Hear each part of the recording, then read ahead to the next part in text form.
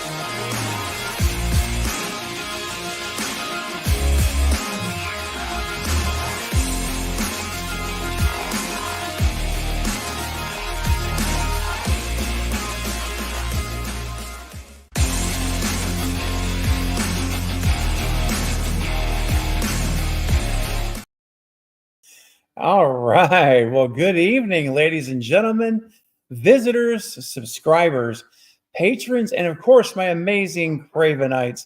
Welcome to Craven Something Scary, where it's all horror all the time. And guys, tonight is a very special night. I've been looking forward to this one because I have a very special guest. You guys, I've been talking about this movie. It's a Wonderful Knife. I've been chatting about this on multiple live streams. I was able to get an early screener from Michael Kennedy, the writer of the film, who I'll be having on the channel later this month. And it was just a great film. It is a great film. I've seen it twice now, and I already got my non-spoiler review on the channel that you can watch. And tonight, our special guest here for us here in the community is someone who has such an incredible impact on what we see on the screen. It is, in my mind, it is just as an important role as the director and the writer of the movie in terms of making it happen and bringing it to life. Because that's what my guest tonight literally has done, has brought the film to life through what we see. And so, guys, I'm so excited. And I would love for you all in the chat to give a warm welcome to my guest, the production designer of It's a Wonderful Knife. Please welcome Tiana P. Gordon. Welcome, Tiana. Hi. Hey, hi there. Thank you so much for joining us tonight. Of course. Yeah, I'm thrilled to be here. Thank you so much for having me. Oh, it is our pleasure. And I say our because I speak for the community here as well. It's my pleasure. I know it's theirs as well. We've been looking forward to this, and it's just going to be a great night of conversation and exploration. It's great stuff. And so, guys, as you know, everyone in the chat, just want to mention this. You know, as you see on the bottom of the screen right now, feel free submit your questions you may have for Tiana and or comments. If you've seen the movie and you wanted us to give a shout out, you can certainly put that in the chat. I'll be monitoring that. But also do remember that although we do have a full hour with Tiana, which is amazing, thank you for that, a whole hour to talk about the movie. But even within 1 hour, you guys know how fast time flies, especially as we start getting into it. So it'll be impossible to get to everyone's questions, but it's not personal. And I know you guys know that. However, there is a way. If you have a burning question you really want to ask about, and as we get into some exclusive pictures you're not going to find anywhere else that Tiana's provided for us, you may have some great questions that come to mind that you really want an answer tonight. You can do that by sending a super chat. It moves to the front of the line. I get a notification. I will move you straight up to the front, get you right on the screen, and we'll address the question right then and there, okay? So you do have a way to do that. And it also helps support this channel and helps me to do more things like this moving forward. Okay. So appreciate it, guys. And I do want to stress, thank you, one of my moderators, Jen. No spoilers, guys. This movie literally just came out. Okay. It's like hot off the press, right, Tiana? It's like, Yep. Okay, I'll be careful really, on that one. yeah. Well, and I'm going to be careful too. Trust me. Careful not to try to guide us into any dangerous territory. But I do realize that a lot of you folks have not yet seen it. That it's on your watch list. So we're not. So yeah, no spoilers in the chat if you have seen it. I've spoken with a lot of folks that have seen it, and I'm so happy about that. John being one of them. John said he's already seen the movie twice, and so that's fantastic. I highly encourage you guys, if it is showing anywhere near you right now, check your local listings within driving distance, because it's in limited release right now. But you may find a half hour away, you can go see it there. So just check your listings, go see the movie. Let's support this film. All right. Having said that, Tiana, let's get into it, my friend. This is, I got to tell you, well, you know what? I'll tell you what. Let me slow down. First of all, let's talk about you before we even talk about the movie. I always love to hear how things began. Like this, it's such an amazing art and skill to do what you do. And I would love to know, where did the passion begin in you for production design, art, all of those things? When did that start for you? Yeah, well, I definitely didn't expect to be doing this job. My sort of like dream job as a kid growing up was to be an interior designer. And so straight out of high school, I went to university and got my bachelor's degree in interior design. And Okay. I did that for a little bit and quickly realized I didn't like it very much. And kind of like, oh dear, what do I do now? This is all that I've ever known. Yeah, I had a partner at the time who was in film and had been for several years, and was just like, well, why don't you try PAing and just being a production assistant? And I tried it, and my first day on set, just like taking out garbages and folding up chairs, it was the best day ever, and I absolutely fell in love with it. And That's yeah, awesome. from there, I just knew that the film industry was something that I wanted to be in and be a part of. That was right before COVID, actually.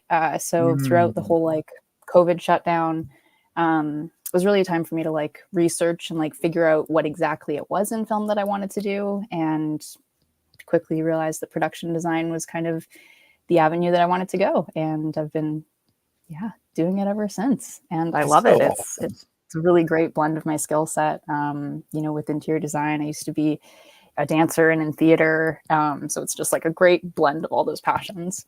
It's so great. And I'm so happy to hear that, because some people always say, well, you have dreams, but then you end up having to settle. That's not always the case at all. No. And, I love to hear these stories like this, where you have this passion, this dream, and you know what? You just go make it happen. You do what you got to do, and you get in the industry, you get to know people, right? And pretty soon, your name's out there, and boom, you get a phone call. I think it's just awesome.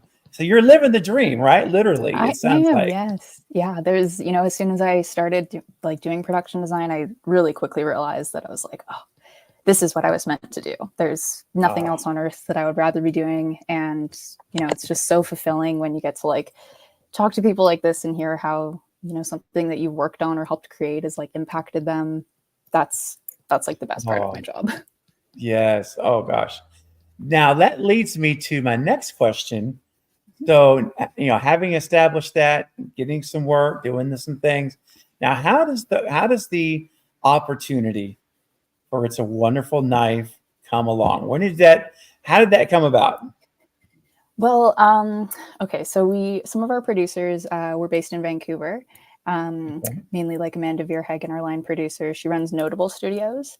And we had worked together previously on the first feature that I have ever designed, which is called Cold Copy. So we worked together on that about a year prior. And then Amanda had Wonderful Knife coming into town. She said, I think this would be potentially good for you. And, you know, all thanks to her, I got the interview with Tyler and put together some, you know, mood boards to like sort of translate my vision and how I interpreted the script into some visuals. And yeah, we went from there. And I Wow. guess, you know, And, I did something right. yeah, of course. Yes. How exciting.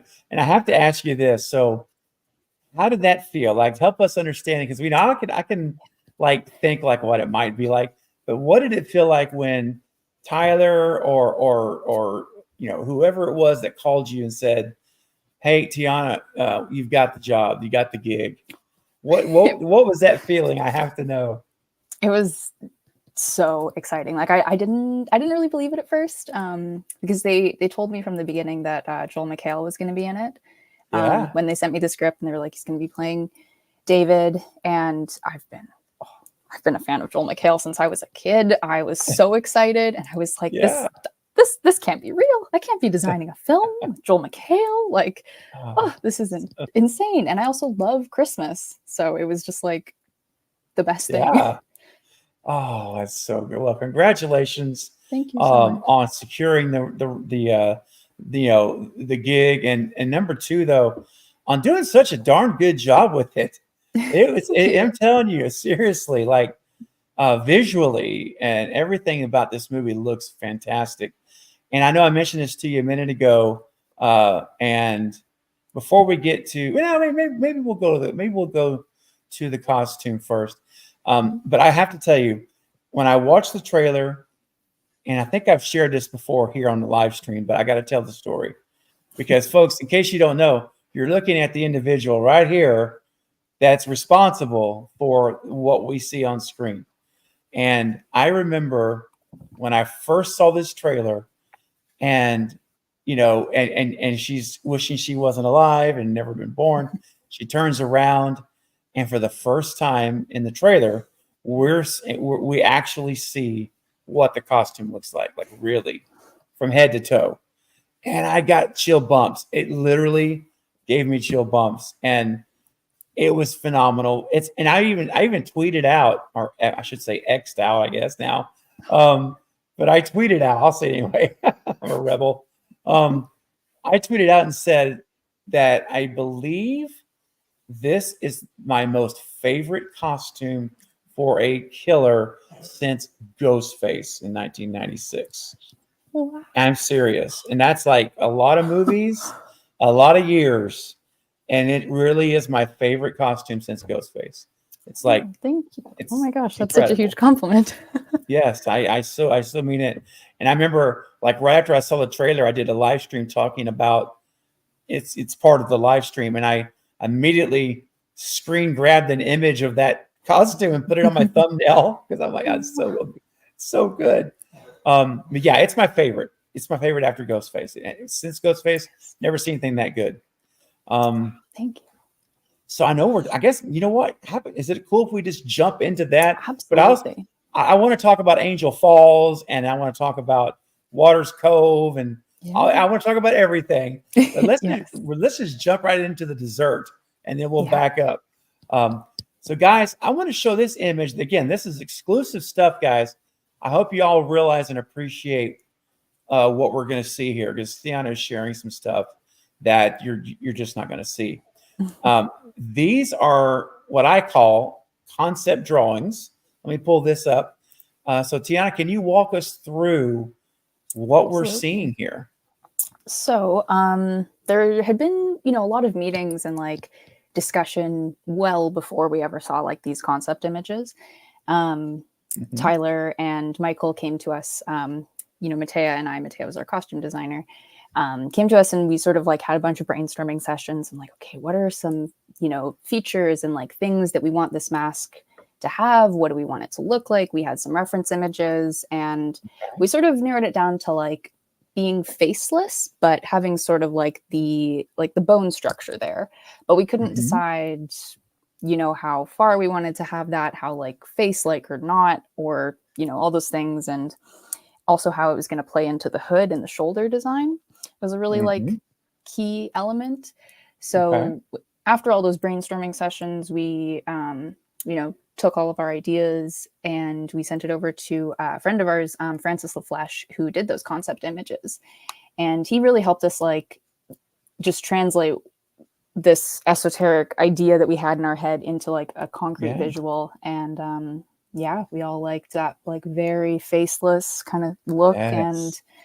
And yeah, that's what we kind of ended up with. For the actual like, you know, robe and hood and everything, you'd have to talk to Matea more about that. But Okay. the mask and the knife I can definitely cover. Yes. Yeah, And then you the sent us, next, yeah. oh, go ahead. I'm sorry. I was just going to say you sent us some molds. It looks like too, right? Yes. I don't know what order you want. I may be going out of the order you wish I was No, going in. that's okay. There's one with 4 on it. You want me? Is that a good one to show next, or save that one? Maybe show the one that there's Okay. like people in it, and we're holding that little weird white thing. I think that. Let me see here. Hang on. Let me see. Oh man, Should be I'm just trying. 2. Oh my gosh, is this? That's not Nick and Tyler. No. No. It's in I'm trying the to. mask folder. Okay, hang on. Give me a second. Give me a second. It's okay. I'm gonna get this in here. So bear with us. Give me a sec. In the mask folder. Let's see. Okay, I see that. Bear with me. Oh, I don't know why that is not. I didn't know what that was not uploaded. Oh my goodness. That's all right. But the photo that we're looking for is Yes, go ahead. our Yeah, I'm gonna keep looking. exploration. Yeah, it's our sort of exploration on materiality and like the finish that we wanted this mask to have. Okay. Tyler's our like really initial idea was like we wanted it to look like a frosted light bulb, but of course light bulbs are glass, and like okay, we can't make a glass mask. This person has to be running around and killing people. What are we gonna do? Yeah. But yeah, we found this like lamp at IKEA, one of those like little white frosted ones, and we like held a jacket over it to kind of get the effect of the hood, and we're like, oh yeah, that's kind of gonna work. And then we took just that lamp and like a piece of fabric over it and did some camera tests, and we're like, yeah, this is like the level of reflection that we want. We get like a really big part of it was just being able to see the reflection of the Christmas lights throughout the mask, and just like Mm-hmm. being able to see people, and when you go to lift your hand off of it, there's just a lot of like reflection play. So Yes. yeah, the light bulb was kind of like the catalyst idea for that. And I found it. Hang on. I think I yay. found. Hang on. I'm getting it. It's a fun picture. Yeah. If nothing else, it's just funny. And it's got like the black thing behind it. Like I think this is the Yeah. one. Yes. Okay. Let's see. Okay, let me upload it right now, and I can pull it up in just a second. There we go. I thought I had uploaded every one of them. I got how that one didn't get in there. Okay, so it is uploading as we speak, so we can see this visual. And so this is in an eye. All right, fingers crossed. This is it. Yeah, that's the one. Perfect. Okay. Yeah, so that's actually that's Matea, our costume designer, and Nick, our DP. So yeah, this was just like part of the fun of like figuring out what this thing was going to be and like what it's going to look like. Wow. We were definitely, I think we might have given our like props builders a heart attack when we said we want it to essentially look like glass, but it does can't look have like glass. that. Like, what are we going to do? So Yeah. yeah, they eventually settled on like a back painted plastic. So the front side of it is still very, very reflective and very shiny, and it doesn't have anything over top of it. This is the mold that they pulled the plastic over. Okay. So once they 3D modeled it based on our concept drawings and everything, they 3D printed this mold, and then this was what they used to make every version of the mask that we needed. That's so awesome. And it just looks so good. And look at these. And these, we actually ended up with, I think there might have been another one, but 4 for sure masks.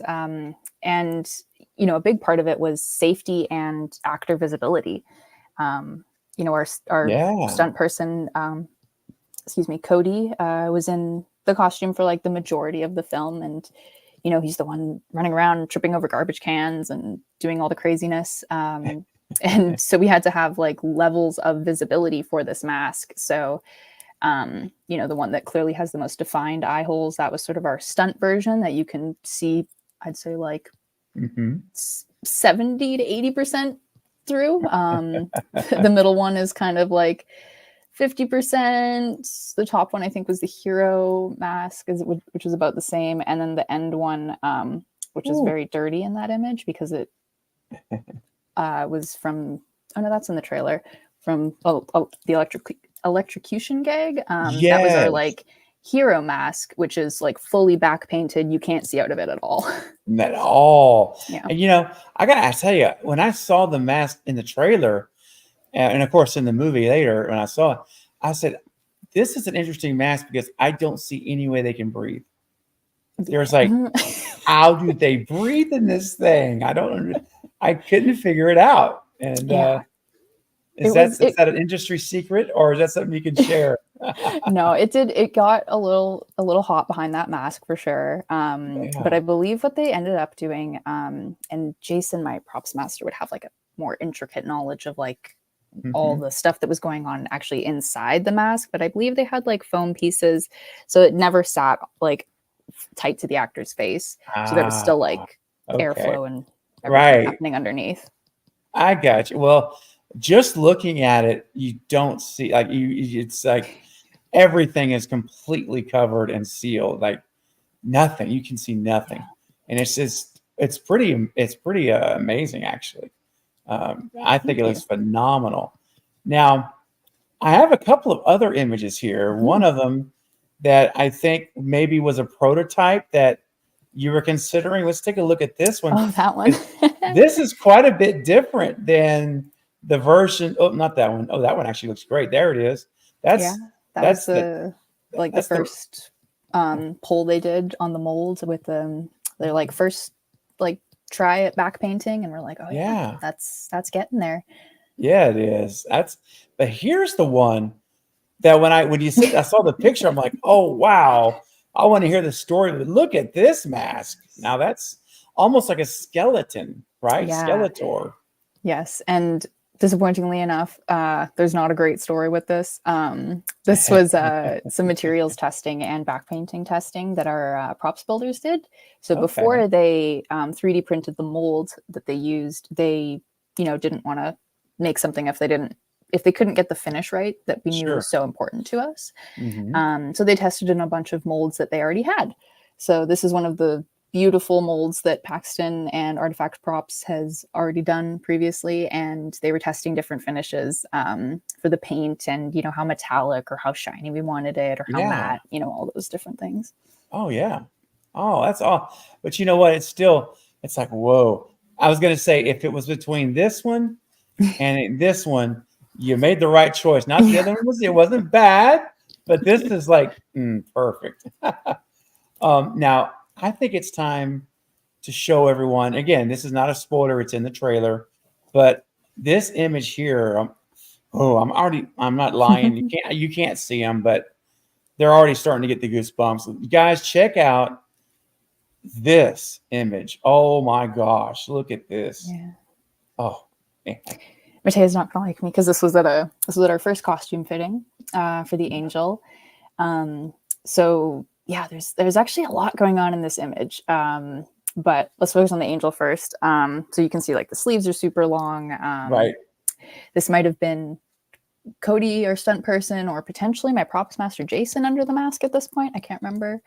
But yeah, this was us looking at it all together for the very first time.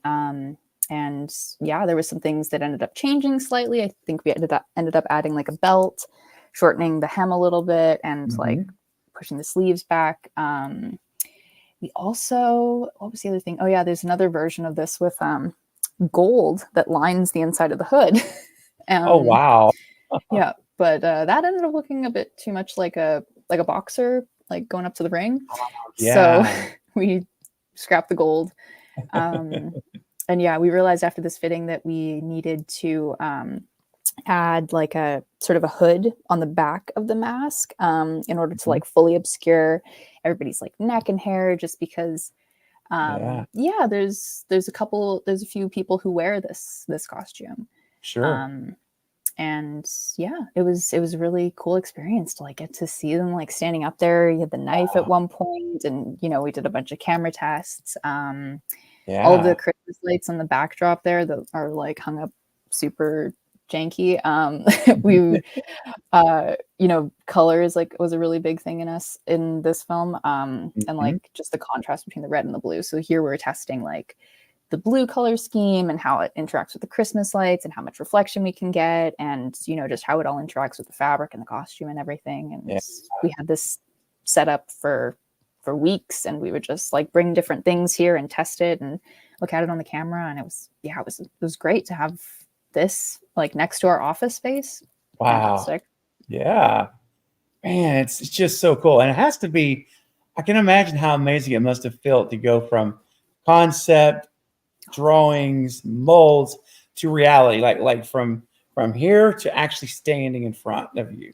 How Yeah, cool that is to see it come to life. it was amazing. The first time I got to like hold the knife in my hand physically, it was like, wow, this is insane. Yes. And speaking of the knife, let's maybe talk about that a little bit, Yeah.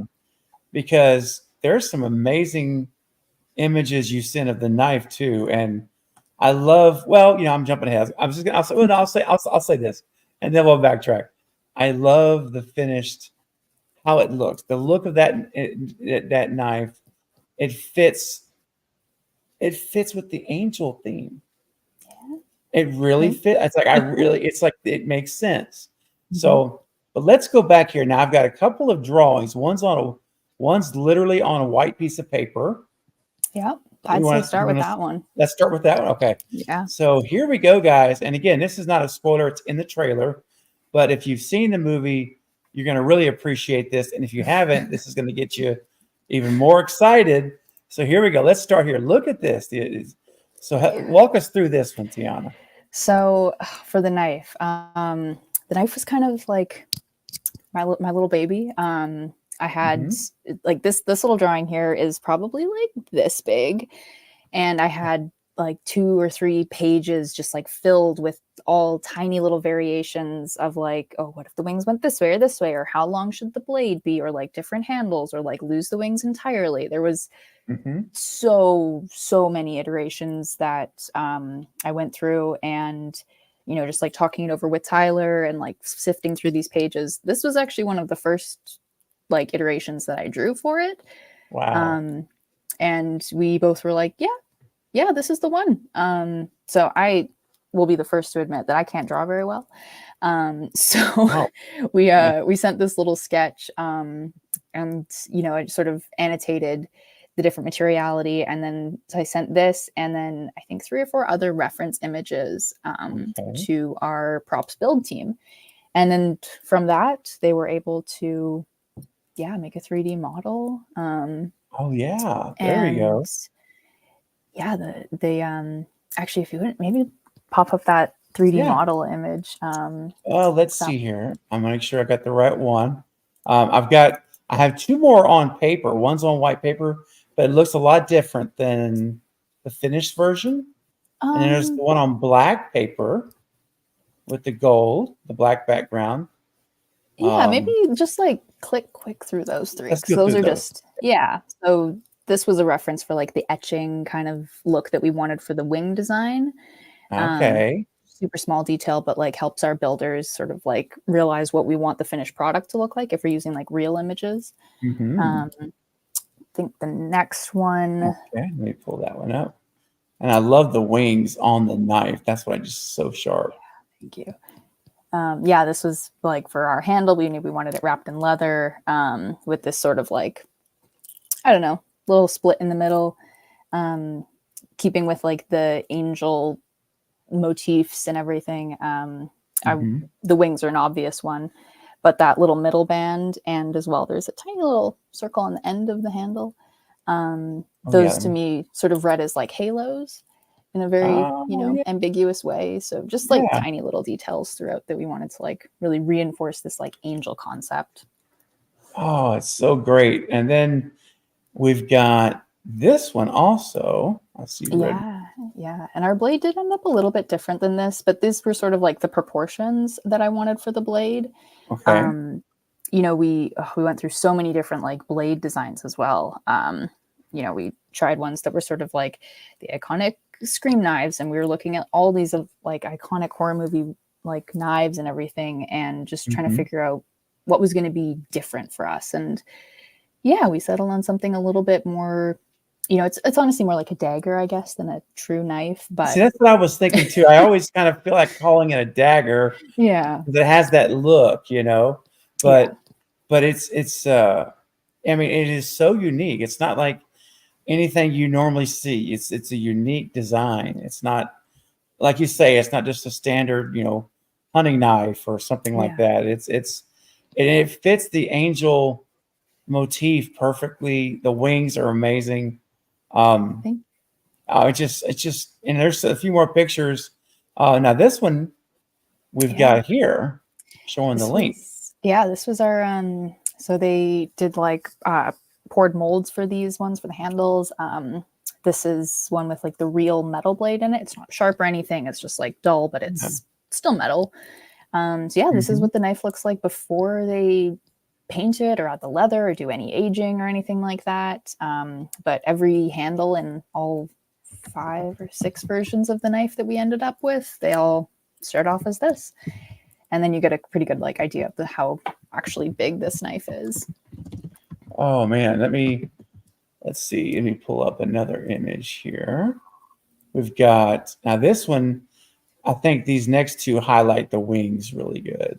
We have. Oh, there we go. Yeah, right before we were playing around with leather samples and seeing, what was going to work best with the gold.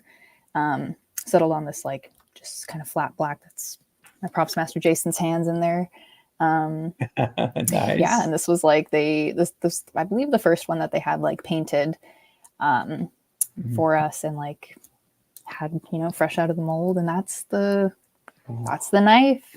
There it is. Oh, Yeah, it's so good. yeah, I yeah. love it. That I love knife. it. And it's just what a great combo with the costume, with the knife, and oh man, I'm telling you, it is. If you've never been scared of an angel, you will be when you watch It's a Wonderful Knife because it is next level stuff, and it's so well thought out and designed. That's what I love about the costume and the dagger. It's perfectly hand in hand. No, it is. Our handle in hand, I should say. Yes, yeah. It was just such a fun collaboration between like so many different departments and between Tyler and Michael and Matea and Jason and I and everybody in like stunts and special effects. So many people had a hand in this that it was just so cool to see it come together. And having a horror villain that's dressed in all white, like No. we went back and forth a lot on that. So cool. Mostly with just like the amount of blood in the film and how many like duplicates of this costume we're gonna have to have. We're aware blood and white don't mix. It's true. But it works really nicely in the snow, and It does. we really just wanted to do something different that people hadn't seen before, and I think I can speak for everybody that we're incredibly happy with how it turned out. Oh, listen, I applaud you for that, and because you absolutely accomplished that. There's like when I like I said, literally getting goosebumps from a costume. Doesn't happen. Trust me, that does not happen every day. And I'm like, oh, it just grabbed me, like just pulled me. Look at this. And then you see that knife or that dagger up close, and you see those gold wings. I'm like, it's just, there's nothing like that I've ever seen. So hats off to you, seriously, for this. It's phenomenal. Thank you. Now I do have another image of the knife I'd like to show that you sent me over. Yeah. Now, these are 3 like your typical rubber, metal, retractable? Yeah, scenario? so we had a few different versions. We didn't actually have a retractable. Okay. So we had the Hero one, which is the metal blade. We had a thick version of the rubber blade and a thinner version as well. And then we had a plant-on version, Mm. which was used primarily during like kill sequences. If you ever see somebody with it like to their chest or their arm or like wherever, it's a big collaboration between props and special effects. We provide them like the knife, and they'll have, just like a little few inches of the blade, however long, and they just chop it off. They attach it to a rig, and then it looks like Uh, you've been stabbed. It's one of those, just a more yes. slightly more sophisticated version of like the axe through the headbands. Yeah, yeah. But yeah, But those are you cannot tell. I'm telling you, it's so yeah. I love that the magic, the movie magic, yeah. of it, because you really can't. It just looks so flawless, um, and there's one scene, and I'm not gonna say anything about the scene itself, other than to say, you mentioned how the blood on the costume, the white, Oh, yes. and there's this one particular scene Hmm. where there's a lot of blood that gets on that white costume and face, Yes. and it's so cool though. I'm like, dude, the contrast, everything is just it's so it just looks great. Looks aesthetically looks great. And that Um, was that particular moment, when mhm. we were actually shooting that. It was, and this happens very rarely, but it was one of those moments that as soon as it happened, everybody that was looking at the monitor and like on set just did just a gasp, a collective gasp. And Oh, I that's believe it. the Yes. moment that we knew, we're like, okay, we got it, we don't have to go for another take, because that was it. That's so great. And John's saying, I really love that dagger. Yeah, Thank you, John. yeah, it is. It is. It is. It's great. Um, and so, again, I want to just reiterate to everyone who has not seen it. It may not be in your immediate area, but check a little bit further out from where you live. It may be out there. People have told me. I know one person said it was about an hour from their house that they went and saw it. Another person was like 30 to 45 minutes away. They drove to see it. So it's out there, okay, and it's doing really well. So go support it if at all possible, guys. Let's go and support it, because I always say the way we continue to get more well written, well filmed, well designed horror slasher films is supporting the ones that come out.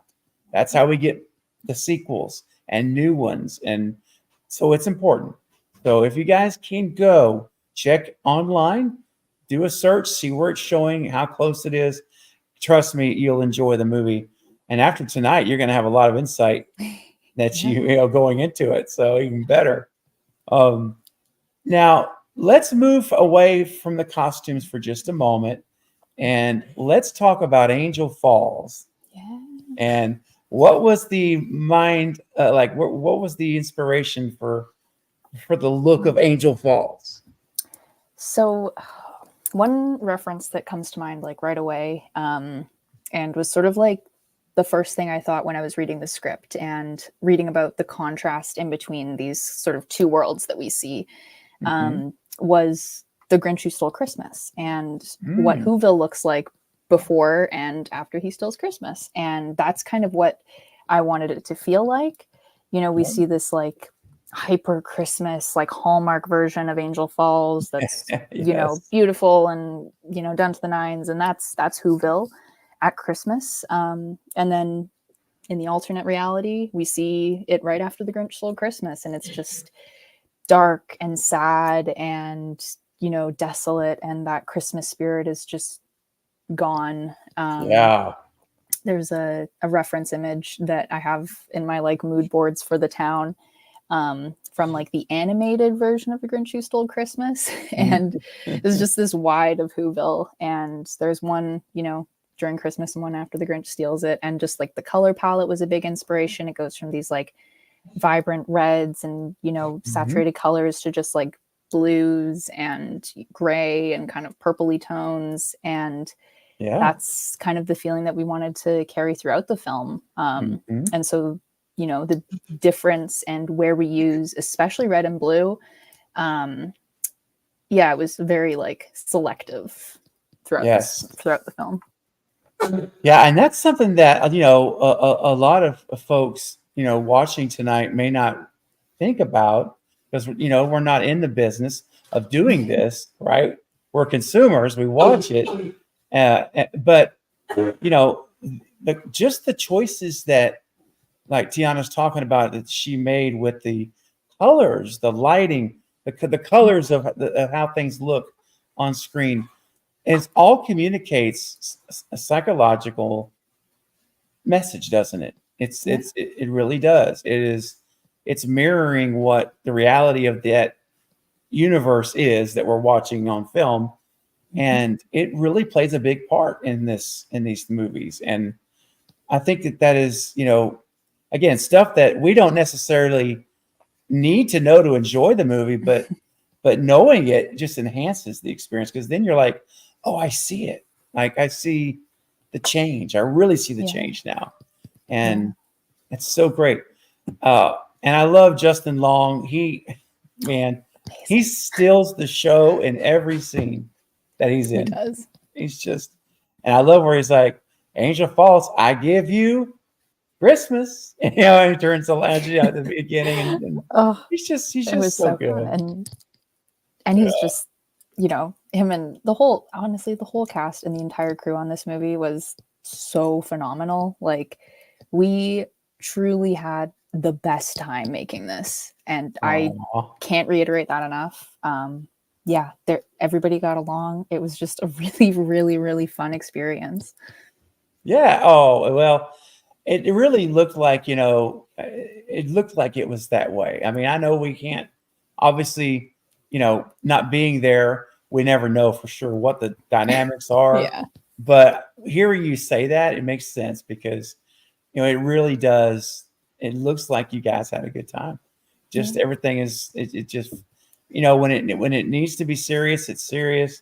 When it's okay to be funny, it's funny. And there's some moments of all of that in there, a lot of moments in there. Michael Kennedy did a great job writing this. He really did.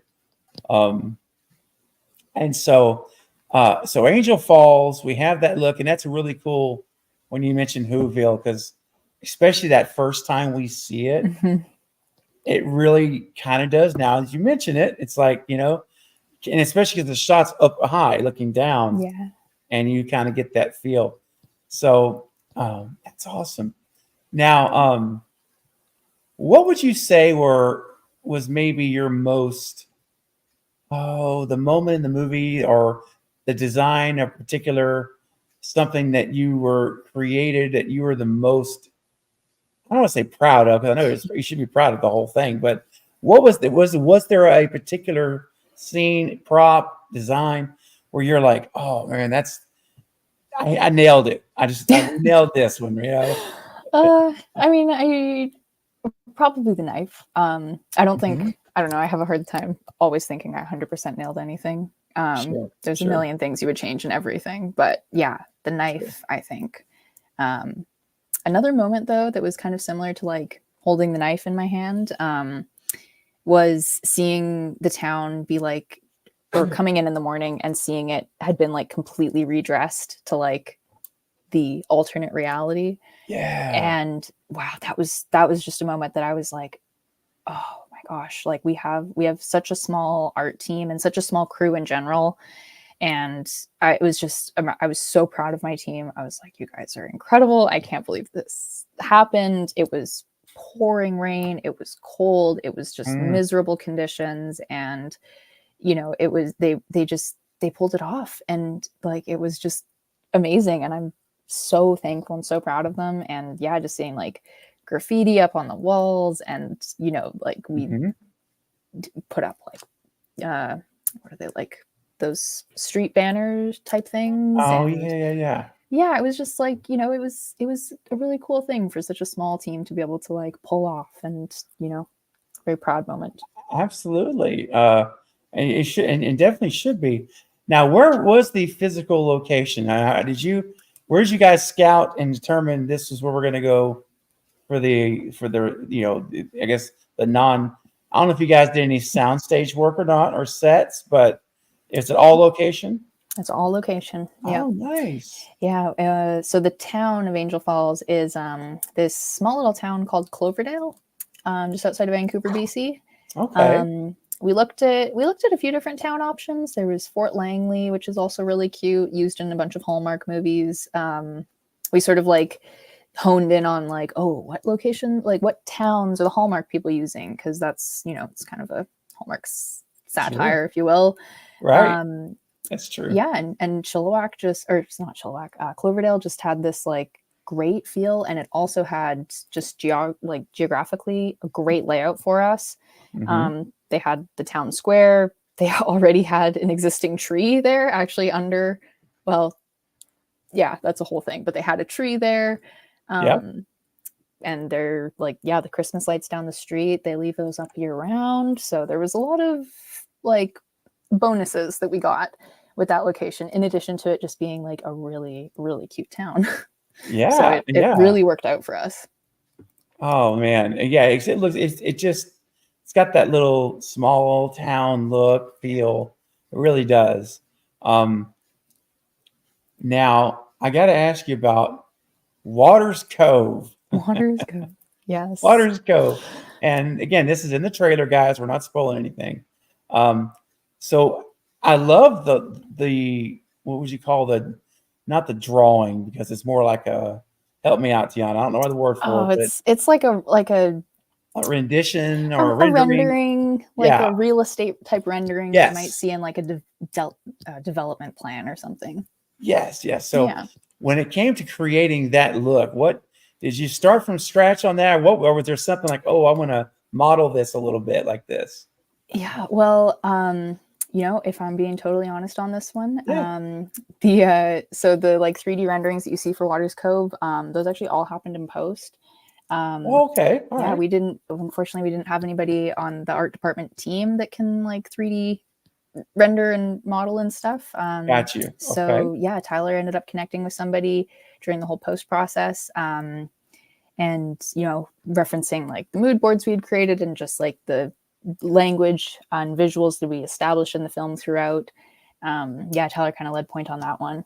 But, we had discussed it quite extensively during prep and, had an idea that we wanted it to be this sort of like cheesy version of the Grove, but not as classy. That's kind of, it's very consumeristic. It's just, it feels very like fake and commercial. That was kind of the vibe that we really wanted it to convey.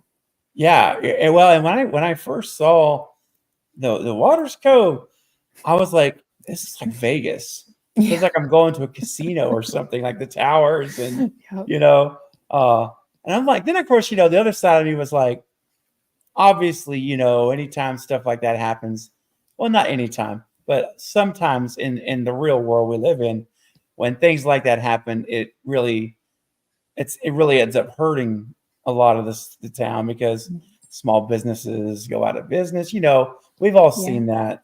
But I have to tell you, when I saw that rendering, I was like, I wonder what's in there. What shops are going to be in there? I was like, I swear, I was like, is there going to be a casino?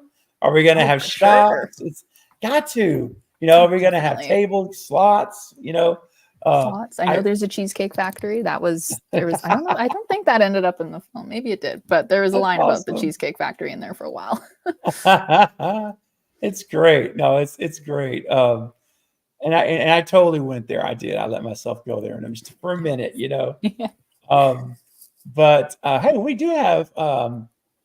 Let's see here. We do have some questions from the chat that I'd like that we can get to. And actually, we've got Justin Proper with a $20 super chat. Wow. Justin. Thank you. That's so generous, man. Thank you for supporting the channel like that. He says, I loved Wonderful Life. Coincidentally, a movie I worked on was just released. And as a YouTuber critic, It feels weird being on the other side. Tiana, what has your experience been like with reactions? Any advice? Mm. Ooh, reactions to the film. I mean, I think luckily, like on the crew side, we don't have like we don't get recognized. It's just other, crew members usually. But it's I think I mentioned before, it's the best feeling when people come up and say how much they enjoyed something or that this made them laugh or that they really liked this. It's like that's why I love what I do. For a film like this, to hear people laughing in the audience, it's just the most joyous thing. Doing stuff like this, this is like my first interview I've ever done, so this is new, this side of it, but Love it. I'm just really happy that people are going out and seeing it, and that's all that matters in the end. Absolutely. And whenever it does get on Shutter, whenever whenever the theatrical run is done at that whatever time that is, I'm sure it will be on Shutter not too long after, I would think, and hit a whole brand new audience of folks that weren't able to make it to the theater, maybe are going to get to see it, and it's going to be another whole wave of people. So it's like this is the first wave, and then the home streaming is wave 2. So it's going to be great. But Justin, thank you, man. That's very, very kind of you. Thank you for supporting the channel. And Justin followed up with a $2 super chat and says, "That's not a plug, by the way." Justin, it's all right. I didn't take it as one, brother. You're all right. Thank you for that, though. Appreciate it. And real quick, Brandon the Beldam has an anniversary channel member for 8 months. All right. Thank you, man. Gosh, that's a long time. It goes by so fast. Thank you for your support every month, man, for 8 months. He says, I have a question for Tiana. Was Winnie's pink Christmas gift? That's good. It didn't say what it was. Oh, okay. Now we are. That's okay. Sorry, I spoke too soon. Was Winnie's pink Christmas gift a nod to Ralphie's pink bunny suit in A Christmas Story? Oh, that is a great question. One that you'd probably have to ask Michael, actually. I'm sorry, I can't answer that because the pinkness and what the Christmas gift was was always in the script. That's always what it had been. So knowing Michael, I wouldn't be surprised if that's the case. It's probably a reference because he's a big reference guy.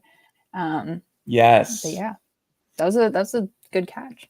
Yeah, very good catch. And I agree. Just, with my interactions with Michael, which hasn't been a ton yet, but just seeing his movies, and I know and how he writes, I think it's probably very much purposeful. Yeah. Yeah, he loves a reference. Like, for example, Gail Prescott. Come on, man. This is great. Gail Prescott. So and we all know that's no accident, of course. No. So we love the Scream nod that Michael gave. I know he's a big Scream fan. And his buddy Christopher, who I interviewed here on the channel back in September, is directing Scream 7. So it's going to be awesome. Yeah. So cool. All right, let me get to another question here. Let me see we got here. Dale has a comment. Says, I love this movie. Saw it a few weeks ago at the Regal Mystery Movie. Wonderful. Got a screener. Got one of those there were some early screenings around certain theaters that were. I heard about this Regal Mystery Movie thing. I mean, I'm from Canada, so it was. Actually, it was Nick, our DP, who had to explain this to me. He was like, "Hey, I heard there's going to be some secret showings, maybe," and I was like, "Yes, that's exciting." And I think very, yeah. And then one of my friends who also has a content creator here on YouTube, he messaged me and said, "Hey, man, I'm going to see it." Oh, it was like a week and a half early at Regal. They had the early screening. He went and saw it at Regal too. So that's pretty cool. He really liked the movie as well. Nice. Let's see. And again, our great friend of the channel, Paula, who's always here for every live stream. Paula says, I love your outfit, Tiana. You look beautiful. And then ask the question, what has been your favorite set to design, and what's been the toughest? Great questions. Ooh, very fun. Well, for knife, I think my favorite set for knife was probably Bernie's house. I really enjoyed doing her bedroom. We only get like a very small glimpse of the house, but it was just so much fun to like pack it with character. And there's a, how do I say this? There's very big, it involves a map that's on the wall in Bernie's room. And that piece in particular was super fun to just piece together. And my art director, Louise Birkin, did amazing graphics for it and designed this custom Angel Falls map. Actually, I have one up on my wall now. No. Yeah. Oh, that's so cool. I love it. Wow. But yeah, that set was super, super fun. And the most challenging was also probably the town. Super fun, but you know, it was a big location. And with having just like the redress, you know, all of these sets, pretty much every single set we saw in 2 very, very different states. So the redress portion of that was a lot, as well as just like the Christmas tree in that town.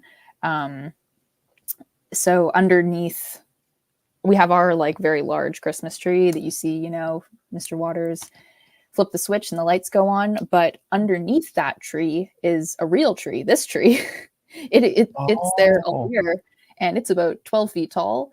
And so my there was the gosh. whole thing, and they had all those bushes around, and we're like, well, this is a tree, but it's not a big enough tree. We want like a really big tree. So the city had to take out those bushes for us.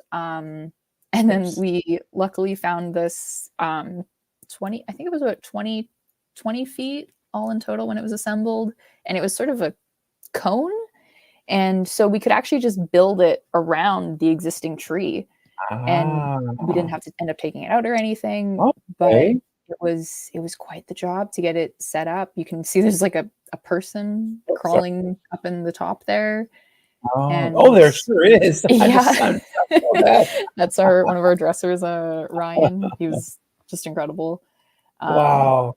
But yeah, so it's all these like cage structures that fit around the tree, and then all the boughs fit in individually. So it was like these pieces and then another set of these somewhere else in our rental house. And then standing behind me while I'm taking this photo is like 30 cardboard boxes that are all like this big, filled with tree boughs. And it was it was a very big thing for a small art department to take on. But yeah, the result was like so cool.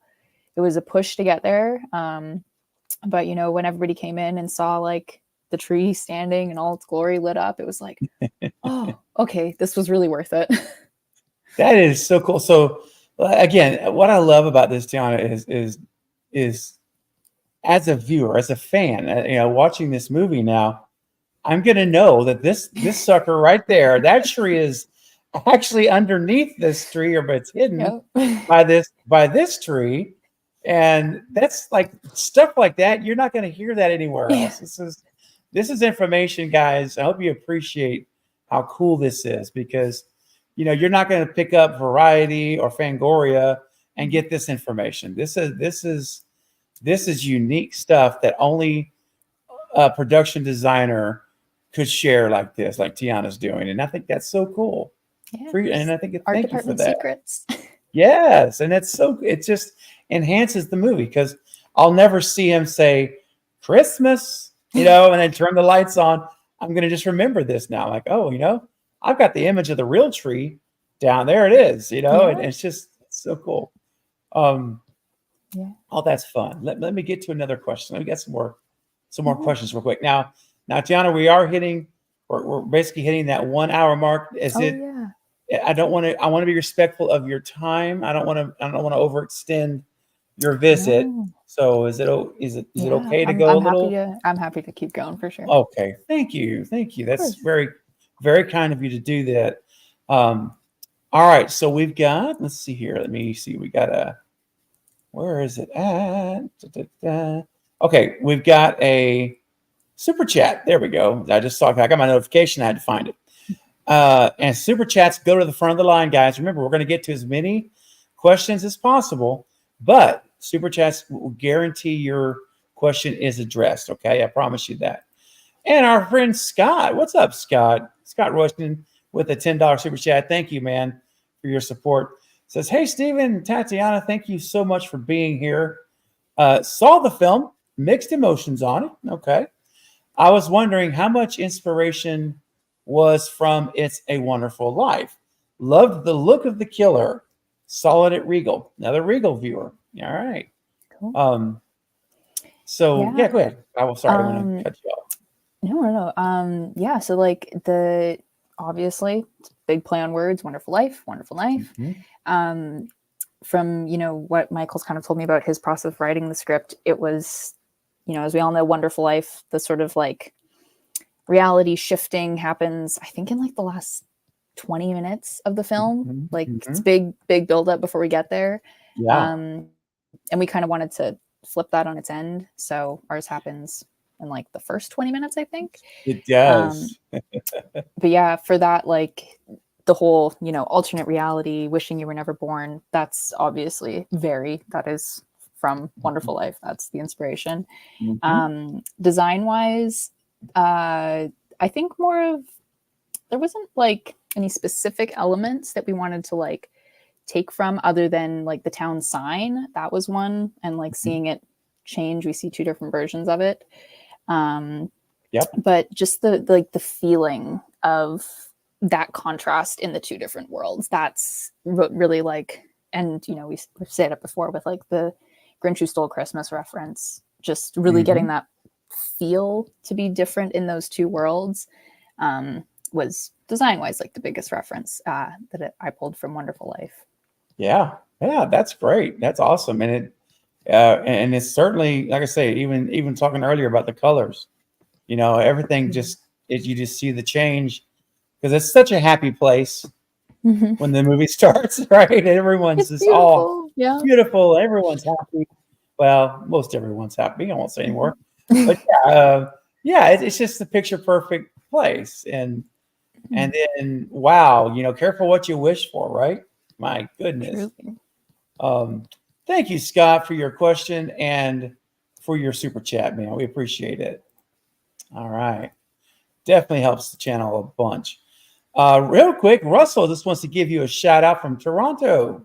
Hey, fellow Canadian. Love it. Thanks, Russell. Yeah. Brandon the Belden says, I had a good time with the movie. It might be a new Christmas watch for me. Yeah. Excellent, man. John says, I haven't loved a slasher movie like this since Scream. Wow. Ooh, rock on. Thank you. Yeah, Scream was big reference for us throughout. All of the like, there was actually a lot of Back to the Future references in there too. Yes. That was a fun one. But yeah, Scream, like even in the design of the angel, it was like everybody kept saying we want our killer to be as iconic as Ghostface. And that was like what our real like goal was. So thank you, Scream, for the references. Absolutely. Just being amazing. Well, and that makes me feel even better because I mean, what I said earlier is true. I love this costume again more than any killer or slasher costume since Ghostface. And I completely mean that from my heart. And so, you know what? That was your goal. You hit it. For me, you hit it. It's not. That could be there's no reason that should not be an iconic costume in slashers. For slashers. Let's see here. Okay. Oh, good stuff. My gosh. Now I do have a couple of other pictures real quick that I was going to share. One of them is, of course, the stockings. Yes, the stockings.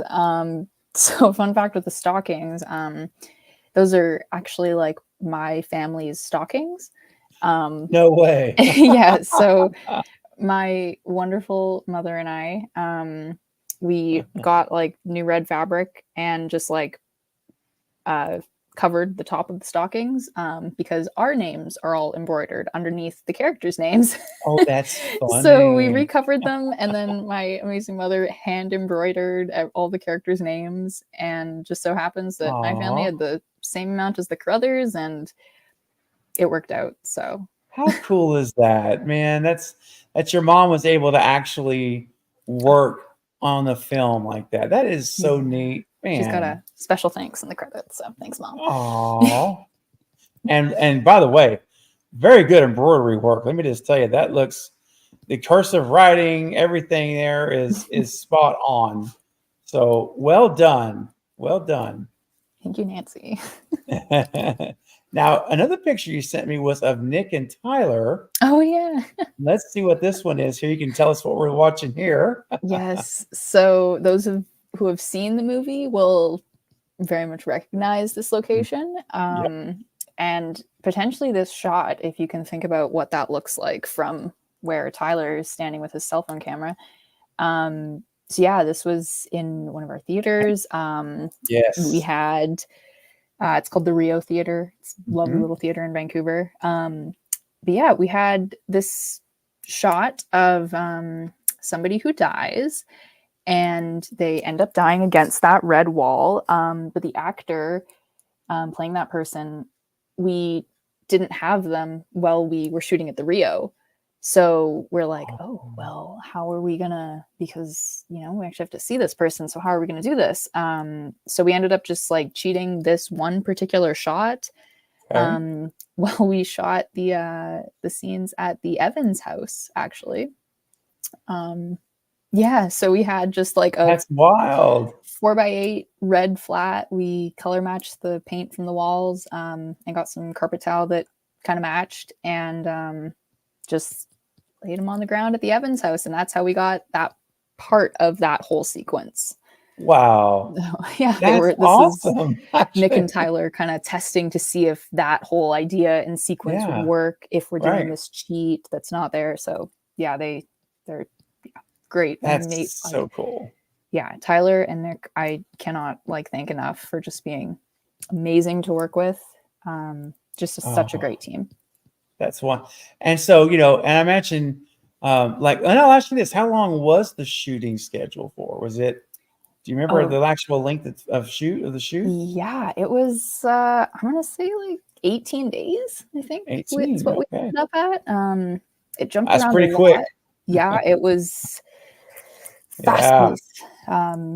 Actually, Hmm. because of all the redresses that we had for each set, the art department and like set deck especially essentially was working 24 hours a day, and like Wow. split sort of shifts, because we Yeah. would have, about 75% of the movies shot at night, so there was a ton of night shoots. Yes. Yes. So the crew would be in shooting all night, and they'd wrap Hmm. at like 5 or 6 in the morning, and then the set deck team would come in and redress the whole location all day, and then they would be sleeping at night. And so that we Wow. had like, I ended up being on like a sort of weird split sleeping schedule of like four Oh. hours in the day and four. It was Oh. so weird. So I could be in like two places at once with these two schedules. It was That's quite a lot, but it was crazy. so much fun.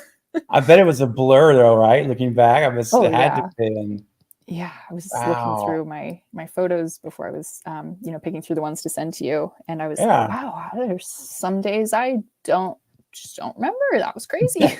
I know I was there, just don't remember. Yeah.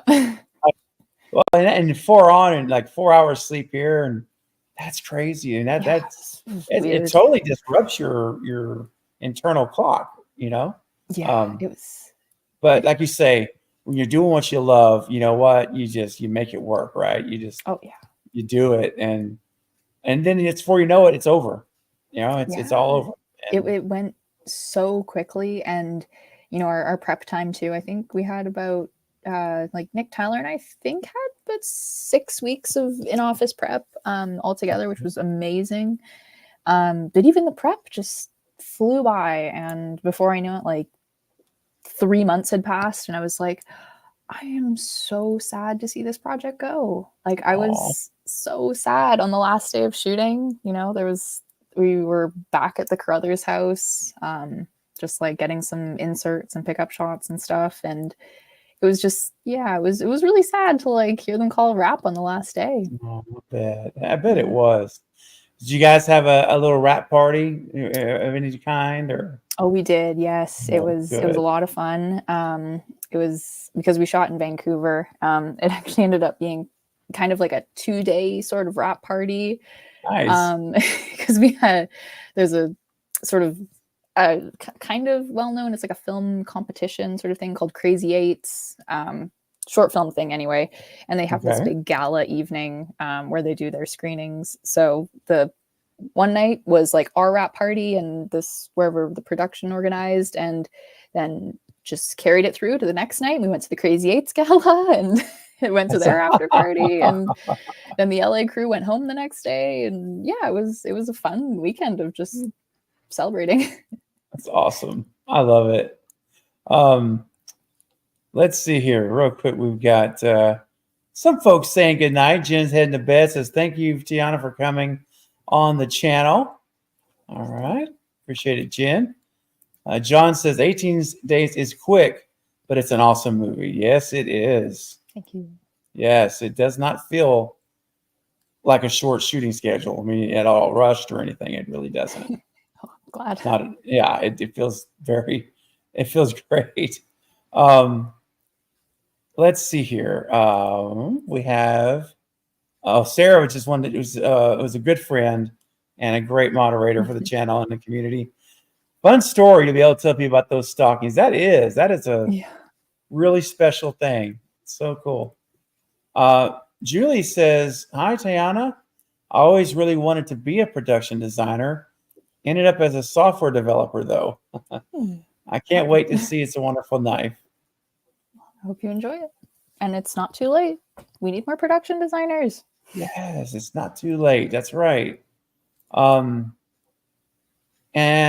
I got one more question here that we'll start to wrap up, guys. So I'm going to kind of give a last call if you have a question for Tiana or regarding the amazing It's a Wonderful Knife for production design.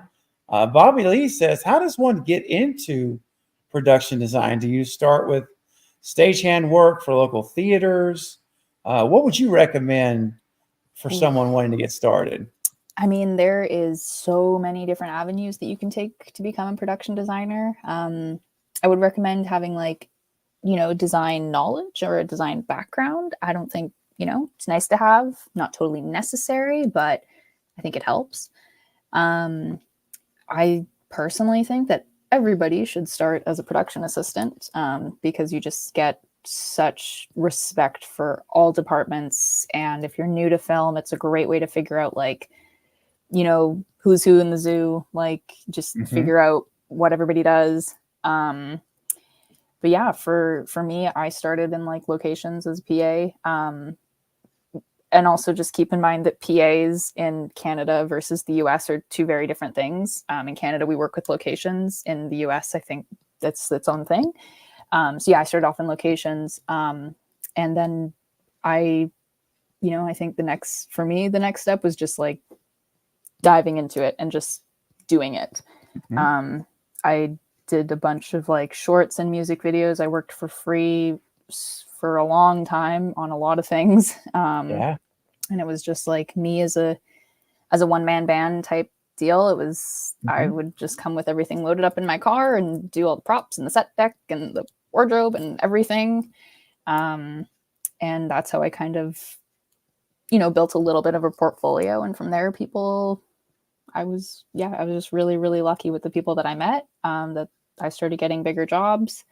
But yeah, just put yourself out there, and just go for it and network as much as you can. Networking is, definitely the most important thing. Not enjoyable, but the most important thing.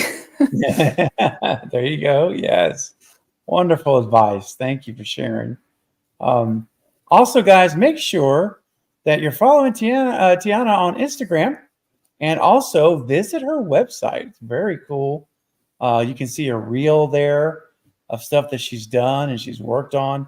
highly recommend to go to both. Go to Instagram, follow her there, then go visit her website. Those are the links. Thank you, Sarah. You can click those in the chat. It'll take you right to her respective location when you click it. So highly encourage everyone to go follow her right now and check out her website. It's really cool. It's good stuff. Of course, good stuff. And then our last question for tonight is from Horror Villain Fan. Says, Tiana, will you be working on any more horror movies after It's a Wonderful Life? I can only hope. I will keep my fingers crossed. Yeah, honestly, horror was not something I ever anticipated doing, or it was never on my radar. But in like November, right before, like about a year ago, actually, I was just coming off of another feature, and I kind of jokingly said to my art director, who was, Louisa, I said, I was like, I would love to do a Christmas movie that's not a Christmas movie, you know, like I don't want to do Hallmark. I've never done a Hallmark. I won't do Hallmark, but I really want to do Christmas, but not Christmas, you know? And then Wonderful Knife came like a couple months later, and I was like, wow, Christmas horror movie. And I love horror movies. It was great. So, you know, I would love to do more horror movies. I would love to do something like really genuinely, really, really scary. I think that would be super fun. Ooh. Yeah. Well, you know, anything can happen right now. And, you know, after this movie, I'm sure a lot of folks are going to be, you know, like, ooh, you know what, paying attention. So it can happen. Yes. Val, what's up, Val? One of my great friends, one of my moderators. Thank you so much, Tiana, for joining us tonight and sharing your experiences with us. Yes. Thank you, Val. And Sarah says, thank you for taking the time to come and talk with us tonight. Thanks, Sarah. Absolutely. This is great. And who knows, guys, you know, maybe I'll talk to her backstage, but maybe I can twist her arm to coming back and watching the movie when it hits Shudder. Maybe we could do a watch party together, right? Just that could be pretty fun. It'd be awesome. Wow, that would be pretty darn cool. Yeah. So that's, you know, stay tuned, everybody. But this was a really amazing time, Tiana. I want to thank you so much for making the time and extending it even to come and stay with us and share your insight to this great movie and your amazing work in the movie. Thank you for all that you did to make this a fun film and a visually stunning film. You did a great job. Thank you so much. And thank you for having me. And thanks for everybody who's watching. It's so cool. I feel very grateful to be doing this. So thank you. Oh, our pleasure. Our pleasure. So you hang tight for me. I'll meet you backstage. You just sit tight for a second. But for everyone in the chat, just want to say thank you all. Thank you for your super chats, your great questions tonight. It was a really wonderful time. I'll be back tomorrow night streaming at 7, kind of an early time for me, 7 p.m. Central tomorrow, guys. So come on back. The Night Watch Zone will be my buddy Knight will join me.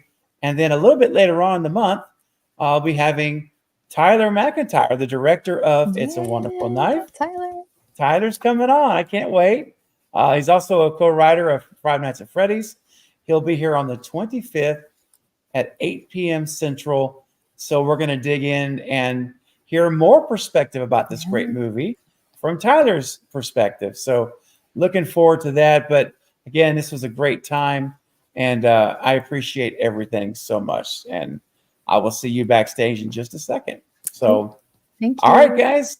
All right, everyone. You guys take care. Thank you for showing up and showing out tonight. We appreciate it. See you all very soon. Good night, guys. Hey, you have been watching Craving Something Scary. This is Lee Waddell, the original Ghostface, thanking you for stopping by and checking it out.